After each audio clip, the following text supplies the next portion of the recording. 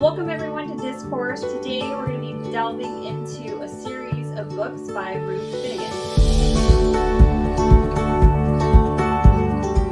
So the three books that we're going to be diving into today are Black Inked Pearl, A Girl's Quest, Voyage of Pearl of the Seas, and Pearl of the Wind.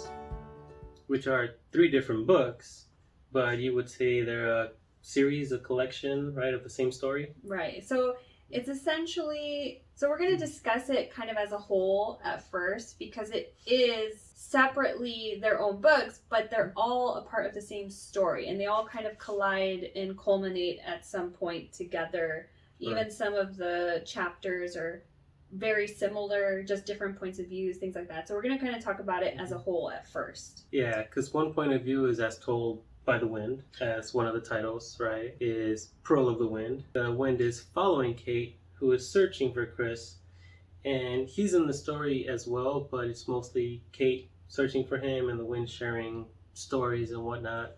So it's interesting. So basically, Ruth Finnegan creates this entire world, this atmosphere of a story of love, of a young girl, Kate, and her journey through her life to find love or to kind of come to terms with love in a way. Yeah, to find love and feel loved. Right. By the other person, Chris, sometimes just called he, or the men of many wiles and whatnot, men of mystery, men of many skills and traits. She loves him, it's obvious. She follows him, searches for him. But yeah, she's looking for love and wanting to be loved as well. But I feel that Ruth did a really good job at world building this life of Kate. I truly felt like she was a real character, especially reading Black Inked Pearl. It was mainly through her point of view, so I felt, as a woman, coming from a woman's perspective, I kind of felt a lot of things that she was experiencing or talking about or feeling. Building that world, I felt was believable. I felt really connected to it. Just by like her writing style, her descriptive words. Yeah, I mean, she uses alliteration quite profoundly in Black Inked Pearl especially. But I found it to be really fun, actually, really silly at times. I enjoyed that part a lot. And the way she combines words and creates her own words, it's pretty awesome. And you could say it's poetically based, correct? Like her writing style. Mm-hmm. And I don't really read poems. I read them in high school, college, just to learn in English class. But the way she writes and some of the words and just the way she describes certain scenarios is pretty amazing. So these books, you know, once I started reading, I couldn't really put them down. They definitely got my attention. You know what I love? I love that every single book had a beginning note to the reader. Like, dear reader, this is how my story should be read or should be thought of or should be, taken. There's a lot of sound, a lot of like music, poetry, like a rhythm to the writing, a special way of her writing the words and things like that, because they're meant to be said out loud, like as if you're singing or just reciting poetry. And I love that because it kind of makes it feel very interactive and then also very unique to her. And you can tell that this is something that she created, but she like specializes in, and she does it so well. And I think it's also so cute that she gives the note before each book and says, how you should read it. And I think it's totally true. It's 100% true because I found myself wanting to read it out loud because it just kind of helped make more sense of the whole story, all the stories. It definitely helped me. Again, I'm not into poetry, but reading it out loud or just thinking about it that way definitely helped me.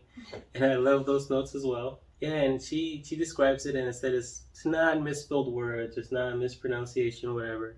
It's for the sound and the rhythm. Right. Yeah. Yeah. Like as if she's a conductor and we're all just listening to this symphony, this poetic symphony of this love story, and I enjoyed that, and I felt like she was letting me in on a secret part of her world, which was exciting. Oh, and then also, even at the ends of the books, you know how when you read a really good book and you always have all these questions or these thoughts like, oh, I wonder what this person was thinking or doing in this parts of their lives at these chapters, or what made them write this or do this.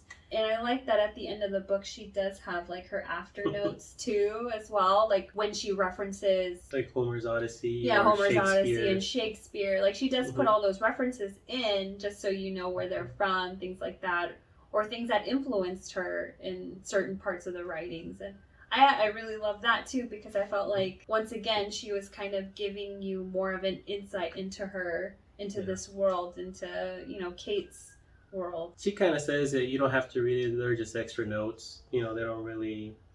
But you want to read them. Because you're just like, oh, Ruth, thank you so much. Yeah, they don't add to the story of Kate and Chris, but they do help explain and, you know, let you in on her little world and explain a little more how she did it. Yeah, and it kind of, for me at least, it filled in some gaps of thoughts that I had or something. I just enjoyed it because I enjoy Shakespeare and Homer's Odyssey. Who doesn't like Homer's Odyssey? And the way she put bits and pieces of that into these stories, you know, that was pretty awesome. I liked it. So, towards the beginning of Black Inked Pearl, A Girl's Quest, you know, there's a part where she was sent to school, and the school reminded me so much like how she explained it and how she, you know, described the schoolhouse. It reminded me so much of Anne of Green Gables. I don't know if you've seen the show or watched the movie or read the books, but I was like, oh my god, she was like Anne of Green Gables or something. It was so cute. I loved it. It was, let me just read a little part of that. I loved it so much. Well, did she remember to know not the numbers, no, nor the miles, no metrics then a days, but sitting on that tight bench with the 5 others, names cut in the ink-stained wood, ink-stained when the wells were always dry and they traced their letters in pencil. 4 juniors on the bench in front, 3 big girls so clever behind, and infants with their teacher to one side, stove with its no heat to the other. It just gave me that whole imagery of Anne of Green Gables, and I was like, oh, that's so cool. And I know for a fact that this was something that was pulled from her life, because I did watch some of her interviews online, which everyone should definitely go and watch because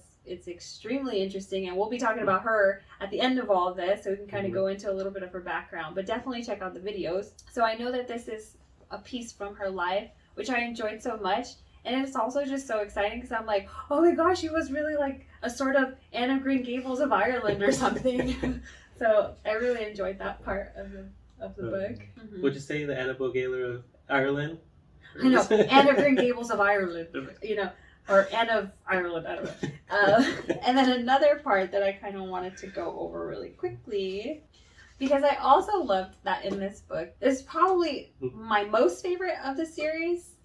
But I thought it was just so funny. I could tell probably in real life, Ruth is just like this really witty, funny gal, you know. But this one part just made me laugh so much. It's when she's at a convent school. It's just one of the days. It's like a life in the day or something. It's just really funny. But the convent, there she learned not to count, never, but the resonances of words. How lovely. How had she, the reader, not felt it before? Quoting, imitation, tradition, allusion, reminiscence. Ah, echoes through all literature, ritual, culture. Others' words and speeches, religious things, high art. Low art too, you unpopular snob. She'd learnt her convent lesson well. No, not popular. Humble, poor. Christ's sheep that even priests forgot. I just thought that was funny.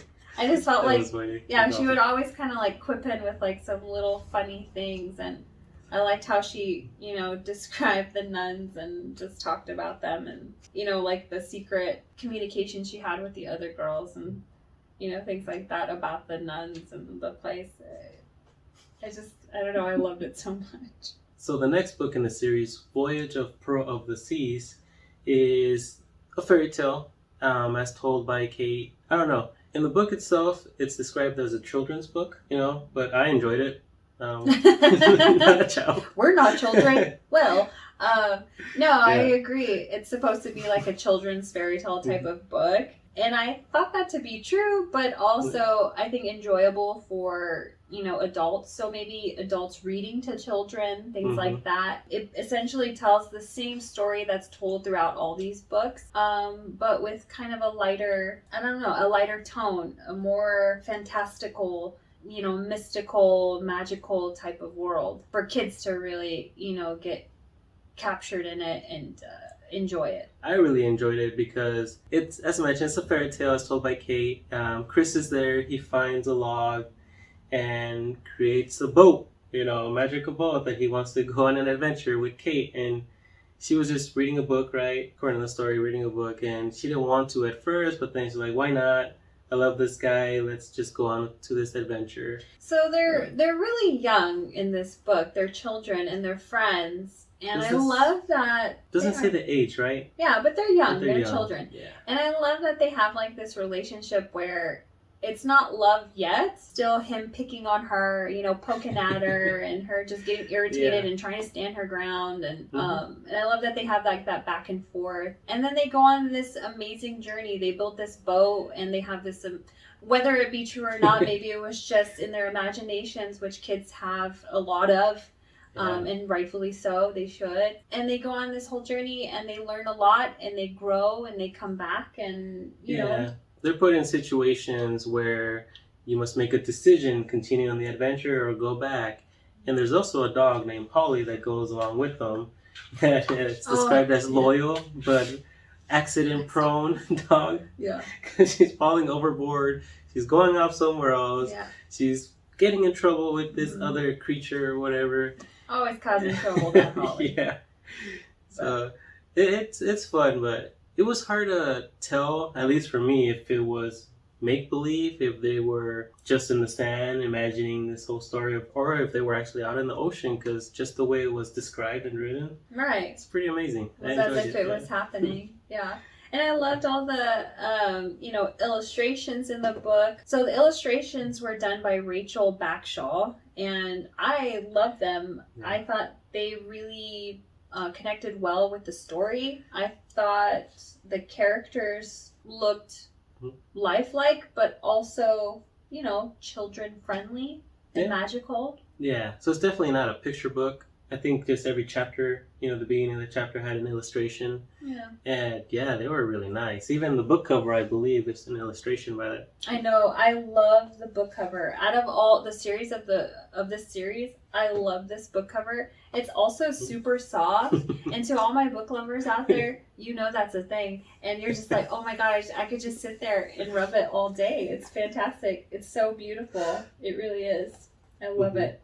And I also like too. Did you know the note at the end? Did you read it? Which one? It said that the proceeds of this book actually goes to an orphanage or like a charity in Sierra Leone in West Africa, which I know is a place that's near and dear to her heart because she, after college and things like that, she spent a lot of time there and did a lot of field work there.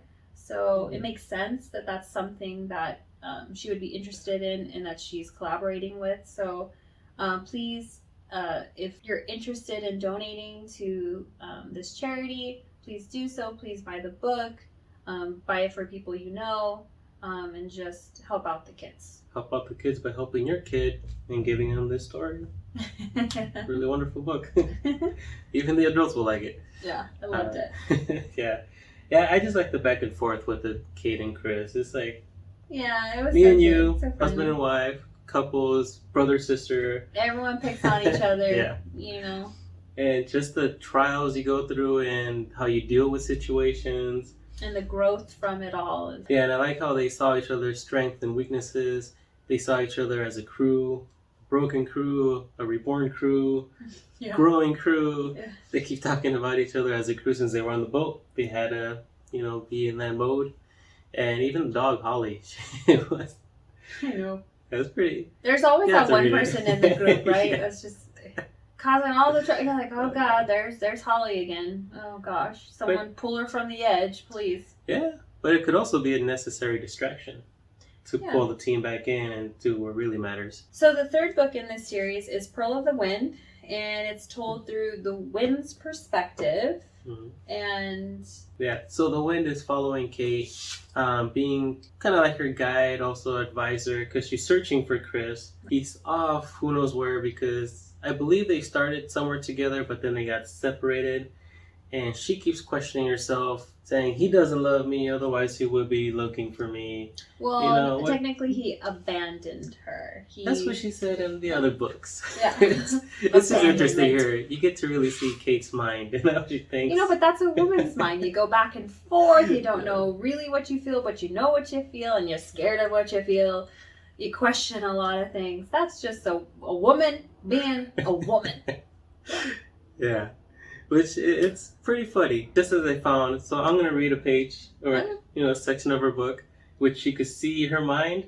And then you really get to see Chris's mind, and you get to, he gets some respect.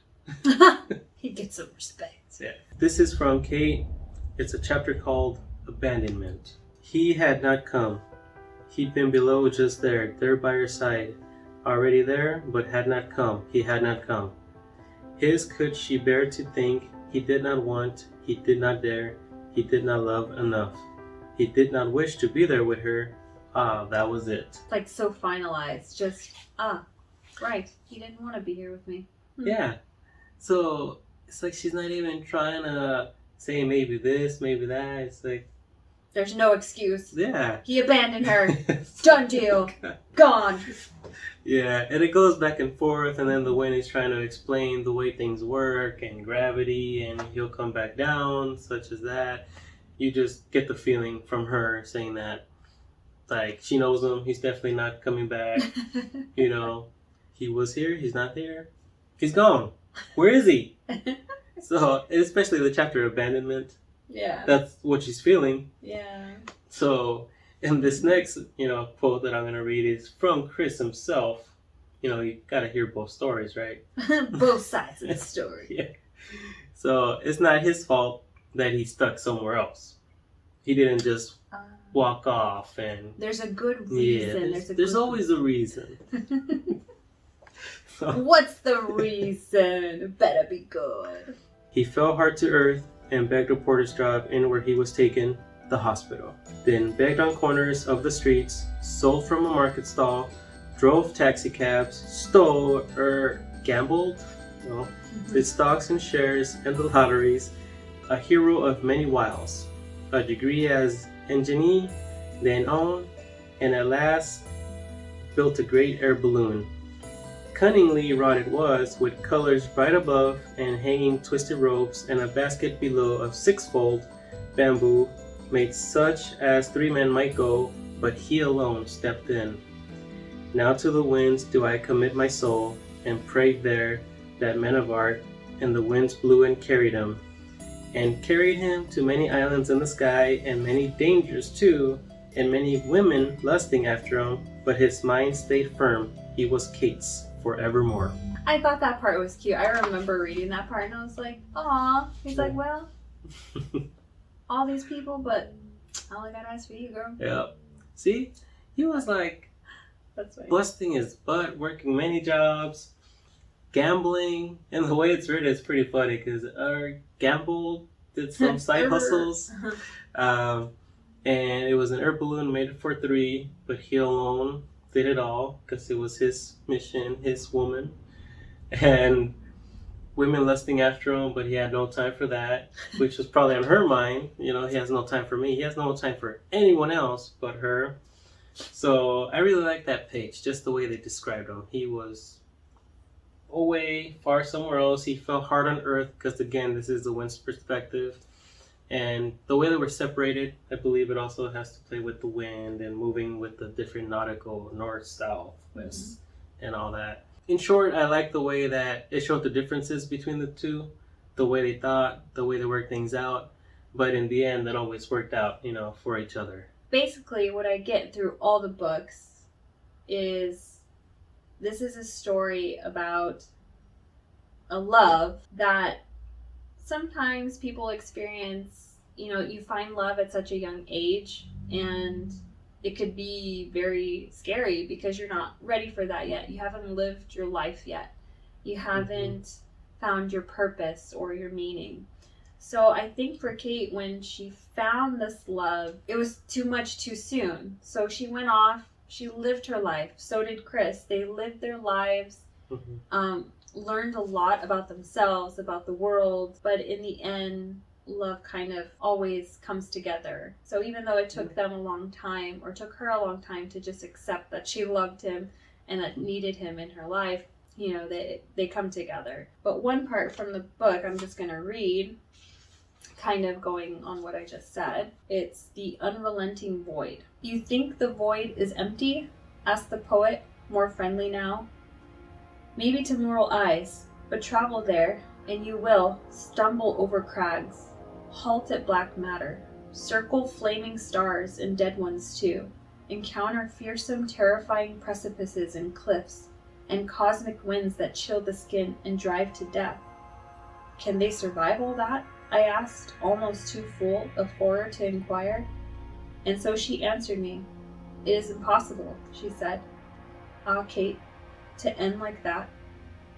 But with love, all things are possible. Yeah, love always brings people together, and definitely what people say is love finds a way. And then also there is a fourth book, and I believe she's still continuing to write more books, more children's books. But the fourth book of this series is called The Helix Pearl, and we actually did a video on that, so please check that out. And check all her books out because they're all amazing and all so unique. So if you're super into like all this, poetic prose and, illusion and alliteration and all this stuff, I mean, it's so exciting and so fantastical.